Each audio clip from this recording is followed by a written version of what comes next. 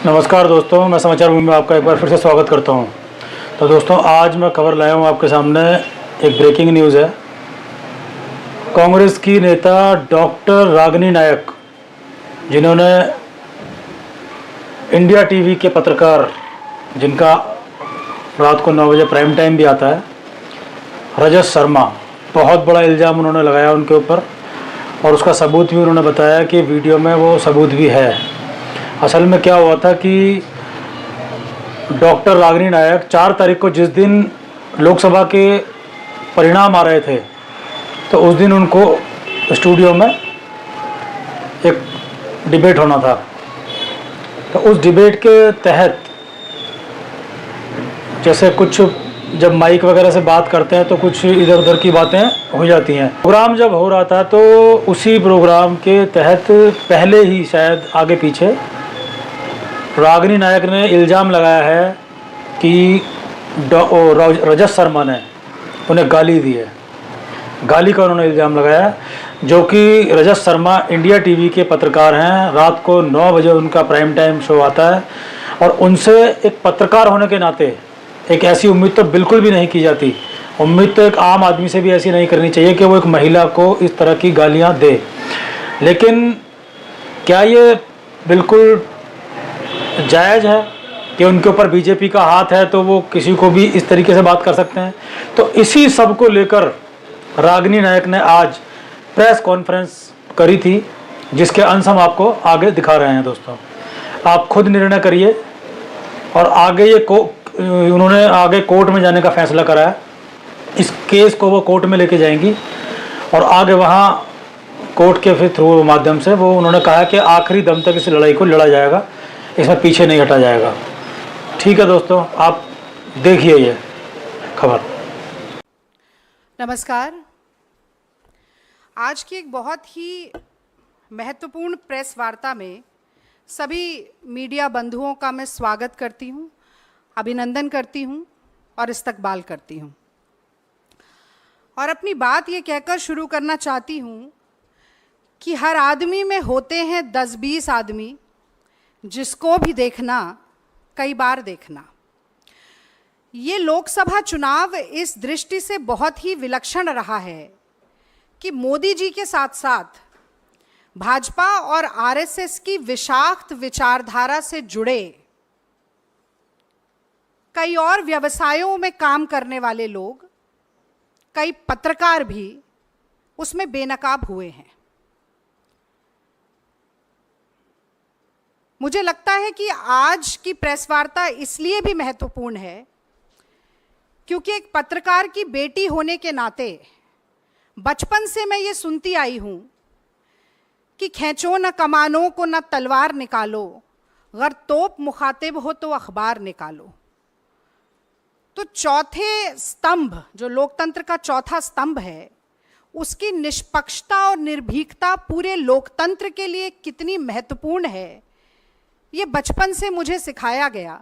मैंने कई बार टीवी के डिबेट में भी ये कहा कि एक पत्रकार की कलम अगर झुकती है तो सिर्फ लिखने के लिए झुकनी चाहिए, ऐसा मेरे पिताजी हमेशा कहते थे। अब सवाल ये उठता है कि एक बहुत ही सभ्य, मर्यादित, संयमित दिखने वाले वरिष्ठ पत्रकार पत्रकारिता को कितने निचले स्तर तक ले जा सकते हैं, ये कल से वायरल हो रहे एक वीडियो ने दिखा दिया है। मैं तो रजत शर्मा जी से सीधे सीधे आज पूछना चाहती हूं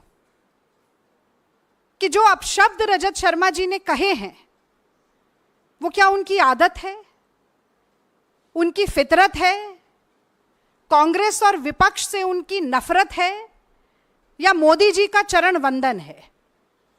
और मुझे लगता है कि कल से भारत के सोशल मीडिया प्लेटफॉर्म्स पर लाखों लोग जो अपनी राय, अपनी प्रतिक्रिया एक अभद्र टिप्पणी के ऊपर दे रहे हैं, उन सब के सामने सार्वजनिक रूप से एक स्पष्टीकरण या बयान जरूर आना चाहिए था। मैं थोड़ी सी क्रोनोलॉजी बताना चाहती हूं कि असल में हुआ क्या। पहले हम लोग सोच रहे थे कि वो दोनों वीडियो यहां पर दिखाएं, पर वो आपको मेरी टाइमलाइन पर जरूर मिलेंगे। ये वाकया है 4 जून का, जिस दिन नतीजे लोकसभा चुनाव के सामने आ रहे थे और मैं यहीं एआईसीसी के प्रांगण में बैठकर इंडिया टीवी पर बहस कर रही थी। अब होता ऐसा है कि अगर एंकर और प्रवक्ता साथ में बोल रहे हों, कांग्रेस की बढ़ती हुई टैली को देखकर गर्मजोशी का माहौल हो, शोर शराबा हो और टीवी स्क्रीन सामने ना हो, तो अक्सर बुदबुदाकर या धीरे से अगर कोई बात कही जाती है तो वो सुनाई नहीं दे पाती है। उस दिन मैं नहीं सुन पाई, मेरे सामने टीवी स्क्रीन भी नहीं थी। फिर ये वीडियो अचानक से वायरल होना शुरू हुआ। कल मेरे और पवन खेड़ा जी के संज्ञान में हमारे कुछ कांग्रेस के कार्यकर्ताओं ने भी, और ट्विटर यानी कि एक्स, पहले ट्विटर कहा जाता था, उस प्लेटफॉर्म पर भी हमें कई लोगों ने ये वीडियो भेजा। और मैं सच कहती हूं, पहले तो यकीन नहीं हुआ कि रजत शर्मा जैसे व्यक्ति सार्वजनिक तौर पर एक लाइव डिबेट में इतनी भद्दी गाली का प्रयोग कर सकते हैं। और चूंकि जो वीडियो हमें भेजा गया उसमें नीचे वो गाली लिखी हुई भी थी, तो मन नहीं माना कि ऐसा हो सकता है। हम इंडिया टीवी के प्लेटफॉर्म पर गए, वहां से जो उन्होंने खुद फुटेज डाली थी उस फुटेज को निकाला, उस फुटेज की उस क्लिप को निकाला जिसमें ये वाकया घटित हो रहा है। और वहां पर भी, जिसे अंग्रेजी में एक एक्सप्रेशन कहा जाता है, अंडर द ब्रेथ, बुदबुदाकर, धीरे से, केवल इस बात पर कि मैं उन्हें टोक रही हूं कि कांग्रेस पर आज भी लगातार प्रहार मत कीजिए। शायद मोदी जी की घटते हुई संख्या और कांग्रेस की बढ़ती हुई संख्या को देखकर झुंझला इतना गए कि उन्होंने वो गाली दी। और अब मैं एक नारी के तौर पर भी, एक भारतीय महिला के तौर पर, मैं ये जानना चाहती हूं रजत शर्मा जी से कि ये बात सिर्फ एक रागिनी नायक की नहीं है। मैं 10 साल से ईमानदारी से अपनी पार्टी का पक्ष टीवी पर रख रही हूं। आप पत्रकार होते हुए भी भाजपा का पक्ष रख रहे हैं। मोदी जी के साथ जो आपका इंटरव्यू हुआ वो सबने देखा, किस तरीके की बातचीत उसमें हुई, सबने देखा। मेरे माँ बाप, मेरे बूढ़े सास ससुर, मेरे बच्चे, सब वो वीडियो देख रहे थे। कांग्रेस के लाखों करोड़ों लोग, इस देश की जनता वो वीडियो देख रही थी। आपने मुझे गाली दी सिर्फ इसलिए कि मैं ईमानदारी से अपनी पार्टी का काम कर रही हूँ, इसलिए कि मैं ईमानदारी से अपनी पार्टी का काम कर रही हूँ। और सिर्फ गाली नहीं दी, उसके बाद सुबह आपने मुझे धमकाना शुरू किया। आपने कहना शुरू किया कि अगर प्रेस कॉन्फ्रेंस किया जाएगा तो डेफेमेशन का केस करेंगे। मतलब आप चोरी करें, उसके बाद आप सीना चोरी करें। आपको लगता है कि धमकाने से हम डर जाएंगे? और ये आंसू सिर्फ इसलिए नहीं है कि मेरा अपमान हुआ है, ये आंसू इसलिए कि आप सोचते हैं कि सत्ता का घमंड इतना है, अहंकार इतना है, आपको लगता है कि आप कुछ भी करेंगे और बच के निकल जाएंगे क्योंकि मोदी जी का हाथ आपके ऊपर है। आप गाली दें, उसके बाद आप कहें कि आप ही डेफेमेशन का केस करेंगे और कांग्रेस पार्टी पीछे हट जाएगी। मैं याद दिलाना चाहती हूं आपको रजत शर्मा जी, महात्मा गांधी ने इस देश में सबसे पहले अभय का पाठ पढ़ाया था। चंपारण में नीलहे जबरदस्ती नील की खेती कराते थे। गांधी जी ने कहा था कि सत्ता के गुरूर से डरो मत, अत्याचार से, शोषण से डरो मत। कितनी भी ताकत हो सरकार के पास, डरो मत। और मुझे लगता है कि वही आज राहुल गांधी भी चरितार्थ कर रहे हैं जब वो ये नारा देते हैं, डरो मत। तो देखिए, हम डरे नहीं, आपकी गीदड़ भपकियों से नहीं डरे। सबसे पहले तो मुझे लगता है कि आपको बताना चाहिए था कि अगर आपने गाली नहीं दी तो आपने कहा क्या है, कौन से शब्दों का इस्तेमाल किया है। वो आपने नहीं किया क्योंकि न सिर्फ आपका मुखौटा हटा है, बल्कि आपके मन में कितना मैल है, कितना जहर है, कितना गुस्सा, कितना क्रोध, कितनी घृणा है, वो सब आज कहीं ना कहीं बाहर आया है। तो आज विलंब हुआ, हमने सुबह 12 बजे प्रेस वार्ता रखी थी। उसके बाद ये क्रिमिनल कंप्लेंट हमने लॉन्च की है, ये आपसे हम शेयर करेंगे। 2 sections, section 294 and section 509 of the IPC.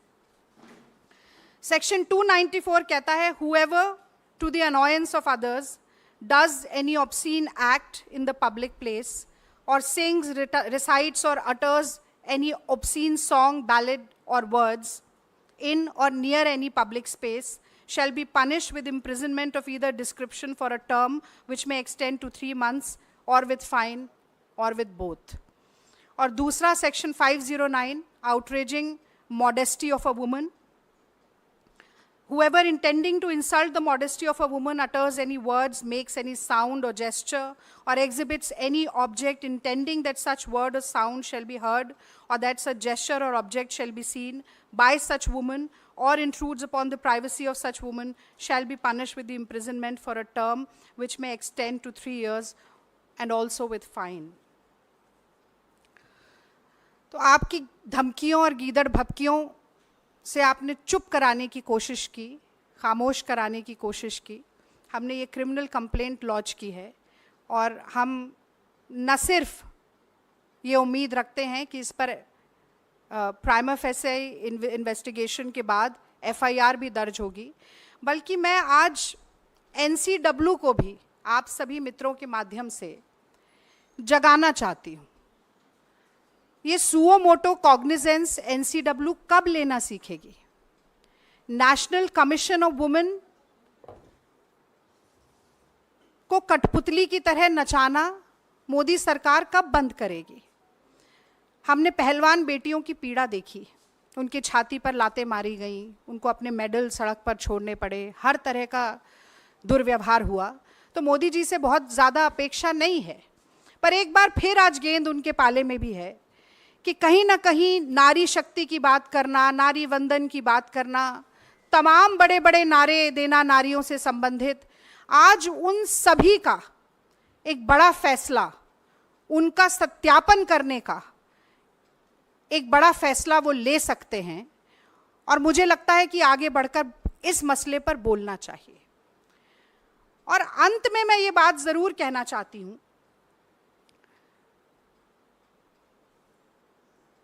कि हमने पिछले 10 साल में देखा, विपक्ष के प्रवक्ताओं की घेराबंदी होती थी, विपक्ष के प्रवक्ताओं को कम समय दिया जाता था टेलीविजन के डिबेट पर, विपक्ष के प्रवक्ताओं को बहुत सी बार म्यूट कर दिया जाता था, भाजपा के प्रवक्ताओं को कवर फायर मिलता था एंकर की तरफ से।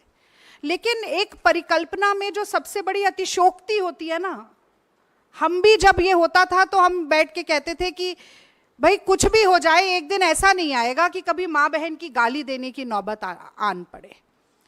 और मुझे लगता है कि उस भयावह परिकल्पना को चरितार्थ करने का काम, उसको यथार्थ में बदलने का काम जो रजत शर्मा जी ने किया है, अगर नैतिकता का एक अंश भी उनके मन में होता तो ये मुझे डेफेमेशन की धमकी देने के बजाय सार्वजनिक प्लेटफॉर्म पर, अब वो बहुत सारे एंकर्स थे और भाजपा के ट्रोलर से और गाली दिलवा रहे हैं। आप जरा देखिएगा एक बार टाइमलाइन पे जाके, भद्दी से भद्दी गाली, खतरनाक से खतरनाक धमकी मुझे दी जा रही है। तो मुझे अपेक्षा ये थी कि वो आकर ये बात कहते, बताते, स्वीकारते और माफी मांग लेते, खत्म हो जाता कि मेरे मुंह से निकल गया, नहीं बोलना चाहिए था, या कम से कम ये बताते नहीं कहा तो क्या कहा। तो ये जो घमंड है, ये जो धृष्टता है, ये जो अहंकार है, ये जो अहम है कि अगर सत्ता का हाथ मेरे सर पे है, मेरी पीठ पर है, तो मैं कुछ भी कर गुजरूंगा और मेरा कोई कुछ नहीं बिगाड़ सकता, इस घमंड को तोड़ना जरूरी है। इसलिए हम ये लड़ाई लड़ रहे हैं। और मुझे तो बड़ा आश्चर्य होता है, विद्यार्थी परिषद से संबंध रखते हैं रजत शर्मा जी, मुझे लगता है इनकी शायद ये प्रशिक्षण वहीं से शुरू हो गया था। और उसका वो एक अंग्रेजी में कहा जाता है, scratch on the surface and you will see the ugliness beneath. और वही कहीं देखने को मिला है, the perception, the pretence actually slipped. और अंदर के भीतर की कितनी कड़वी सच्चाई है वो एक बार एक झलक में निकल कर आ गई। तो एनसीडब्ल्यू इस बात का संज्ञान ले। प्रधानमंत्री नरेंद्र मोदी अगर इस देश की नारी शक्ति के प्रति लेश मात्र भी श्रद्धा रखते हैं, सम्मान रखते हैं मन में, तो इस बात का संज्ञान ले। और रजत शर्मा जी सावगोई के साथ आकर जो 2 सवाल मैंने पूछे कि आपने क्यों कहा और अगर नहीं कहा तो क्या कहा, ये धमकियां देने के बजाय ये बात आकर बताएं, क्योंकि आपकी अदालत तो बहुत लंबे समय तक करते रहे, आज जनता की अदालत में वो खड़े हैं। और मुझे लगता है कि ये सिर्फ रागिनी नायक का अपमान नहीं है, ये पत्रकारिता पर एक बड़ा लांछन है। आज पत्रकार साथी अगर एकजुट होकर नहीं कहेंगे कि ये गलत है, नहीं होना चाहिए, तो आज एक रागिनी नायक के साथ हुआ है, कल किसी और के साथ होगा। किसी की भी माँ बहन बेटी के साथ अब गाली गलौज की नौबत आ जाएगी, लाइव डिबेट में, लाइव चैनल्स पर ऑन एयर गालियां बकी जाएंगी। और ये सिर्फ मेरी बात नहीं है, कहीं ना कहीं इस देश की सारी महिलाएं आज कह रही हैं, पत्रकार बंधुओं से कह रही हैं कि लाज राखो मेरे घूंघट पट की। और यही बात एक बहुत ही दुख भरे मन के साथ मैं आप लोगों से साझा करना चाहती थी इस प्रेस वार्ता के जरिए। यदि कोई भी सवाल आपके मन में है, आज इसी विषय पर बोलूंगी, तो जरूर मैं जवाब देना चाहती हूँ।